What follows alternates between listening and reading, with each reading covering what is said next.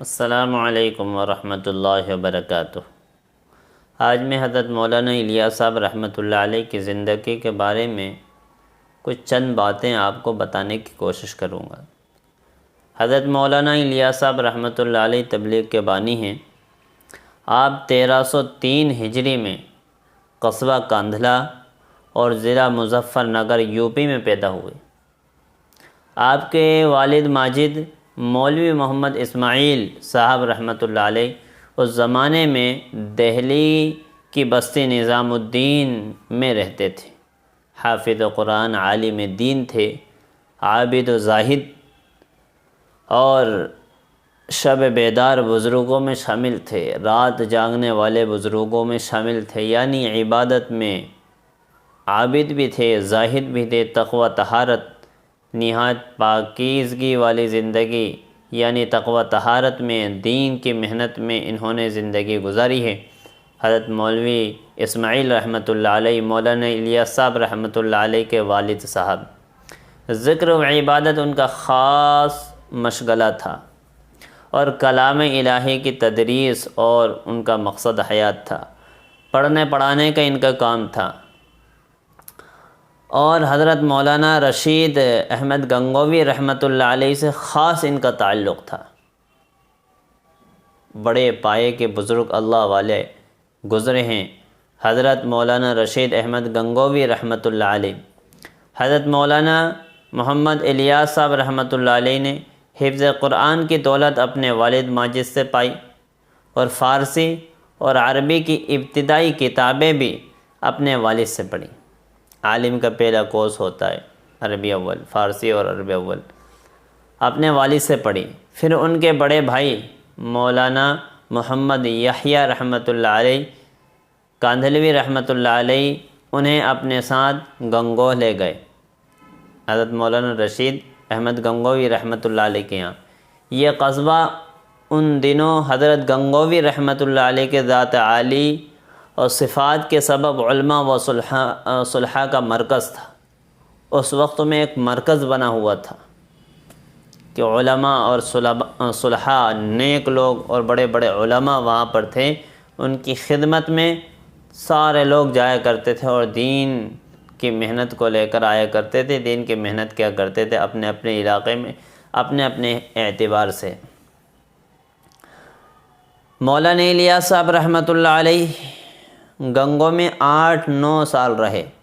گنگو میں ان کے حضرت رشید احمد گنگوی رحمۃ اللہ علیہ کے یہاں 8-9 سال تک یہاں رہے اور ان کی بہترین اخلاقی اور دینی تربیت ہوئی۔ مولانا گنگوی رحمۃ اللہ علیہ سے بیعت کا شرف بھی حاصل ہوا۔ مولانا الیاس صاحب رحمۃ اللہ علیہ جو بیعت تھے حضرت گنگوی رحمۃ اللہ علیہ سے تھے۔ 1326 ہجری میں شیخ الہند مولانا محمود الحسن رحمۃ اللہ علیہ کے درس میں شرکت کے لیے دیوبند پہنچے، ان سے پڑھنے کے لیے۔ وہاں تلمیذی اور بخاری شریف کی سماعت کی۔ اس کے بعد برسوں اپنے بھائی مولانا محمد یحییٰ صاحب رحمۃ اللہ علیہ سے حدیث پڑھتے رہے۔ حضرت گنگوی رحمۃ اللہ علیہ کی وفات کے بعد حضرت مولانا خلیل احمد سہارنپوری رحمۃ اللہ علیہ سے سلوک کی تکمیل کی اور مدرسہ مظاہر العلوم سہارنپور میں مدرس ہوئے پڑھانے کے لیے۔ 1334 ہجری میں آپ نے حج کیا۔ 1 سال بعد بڑے بھائی مولانا یحییٰ صاحب رحمۃ اللہ علیہ کے انتقال ہوا تو آپ بستی نظام الدین میں مستقل قیام کے لیے دہلی آ گئے۔ بستی نظام الدین میں ایک چھوٹی سی پختہ مسجد تھی، ایک کچا مکان اور ایک حجرہ تھا۔ درگاہ نظام الدین اولیاء کے جنوب میں ایک مختصر سی آبادی، چھوٹی سی آبادی تھی۔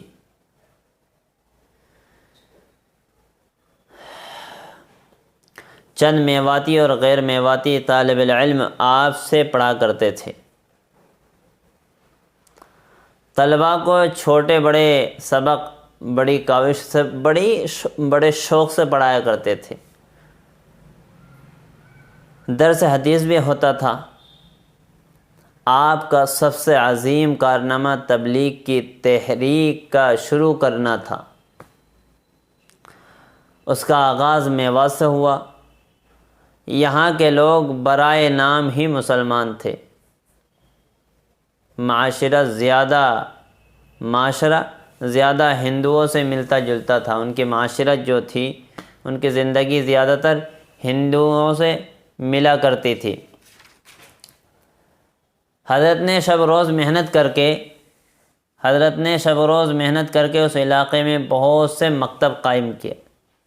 تبلیغ مولانا الیاس صاحب رحمۃ اللہ علیہ نے شروع میں نہیں کی، بلکہ وہاں پر مکتب قائم کیے۔ اس لیے آج بڑے فکر کر رہے ہیں، بڑے کے علماء فکر کر رہے ہیں، اور تمام علماء فکر مند ہے کہ ہر جگہ مکتب قائم ہو۔ تو مولانا الیاس صاحب رحمۃ اللہ علیہ کی ابتدائی کام جو تھا وہ مکتب تھا۔ بہت سے مکتب قائم کیے۔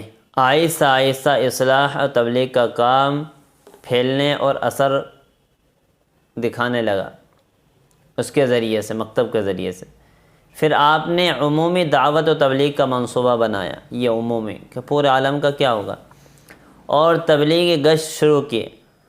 مولانا نے دوسروں کو بھی دعوت دی، عوام میں نکل کر دین کے اولین اصول و ارکان یعنی کلمہ توحید اور نماز کی تبلیغ کریں۔ پھر انہوں نے جماعتیں بنا کر مختلف علاقوں میں تبلیغ کے لیے بھیجنی شروع کی۔ چند سالوں کے اندر اس کام میں اللہ تعالیٰ نے اتنی برکت دی کہ دور دور تک تبلیغ کی جماعت جانے لگی، اور پورے بر صغیر میں اصلاح و تبلیغ کا کام ہونے لگا۔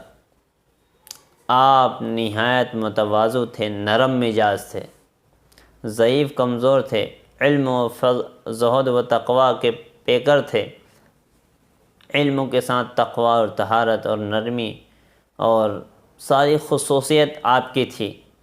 آخری عمر تک جس دعوت و تبلیغ کو لے کر اٹھے تھے، اس کے لیے کوششیں کرتے رہے، آخری وقت تک یہ کوششیں ہوتی رہی، اور ہزاروں ایسے افراد پیدا کر دیے جو آپ کے بعد آپ کی دعوت کو آپ کے نشان راہ پر یعنی آپ کے نقش قدم پر چلیں گے۔ ایسے لوگ تیار کر دیے کہ جو آپ کی محنت، جو آپ کی فکر تھی پورے عالم میں دین پھیلے، تو وہ ہزاروں لاکھوں لوگ اس نقش قدم پر چلے، دین کو محنت کرے۔ آپ 13 جولائی 1944 کو اپنے حقیقی سے جا ملے اللہ رب العالمین سے۔ تو یہ مختصر سی مولانا الیاس صاحب رحمۃ اللہ کی زندگی ہے، اور آگے بھی زندگی اللہ نے توفیق دے تو ہم آپ کو بتائیں گے انشاءاللہ دوسرے پارٹ کے اندر۔ اللہ رب العالمین ہم سب کو عمل کی توفیق نصیب فرمائیں۔ حضرت مولانا الیاس صاحب رحمۃ اللہ زندگی کو سب دور پھیلا دیں، شیئر کر دیں، دوسروں کو پہنچا دیں۔ بہت سارے لوگوں کو معلوم نہیں ہے مولانا الیاس صاحب رحمۃ اللہ کی زندگی کیسی تھی، جن کا کام ہم کر رہے ہیں، جن کا کام تو اللہ اس کے رسول کا ہے، جنہوں نے محنت شروع کری تھی اور محنت کو پورے عالمی سطح پر لے کر آئے اور فکر کری، اور ان پر اللہ نے کام کھولا۔ ان کی زندگی ہمارے سامنے ہونا ضروری ہے۔ انشاءاللہ اللہ نے زندگی دی تو آئندہ پارٹ میں ہم آگے کی زندگی مولانا الیاس صاحب رحمۃ اللہ علیہ کی بتلائیں گے۔